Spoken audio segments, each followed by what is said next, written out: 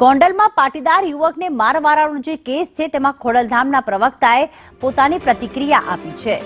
તેમણે કહ્યું છે કે સગીર સાથે જે બન્યું તે ખૂબ જ દુઃખ થયું છે।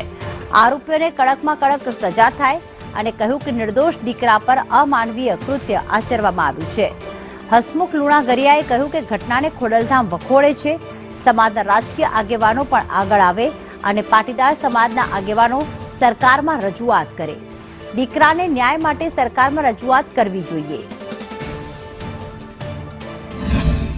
એક નાદાન અને નિર્દોષ દીકરાને ઢોરમાર મારી અમાનવી કૃત્ય કરવામાં આવ્યું છે। આ કૃત્યને ખોડલધામ ટ્રસ્ટ સખત શબ્દોમાં વખોડે છે। સાથે સાથે આ દીકરાને ન્યાય મળે એ માટે સર્વ સમાજને સાથે લઈ અને પાટીદાર સમાજે સરકારના અધિકારીઓને એક આવેદનપત્ર પાઠવી અને આ દીકરાના ન્યાય માટેની માગણી કરી છે। સમાજના રાજકીય આગેવાનોએ આગળ આવી અને સરકાર સમક્ષ આ રજૂઆત કરવી જોઈએ અને વહેલામાં વહેલી તકે આ દીકરાને ન્યાય મળે એ માટે પ્રયત્નો કરવા જોઈએ।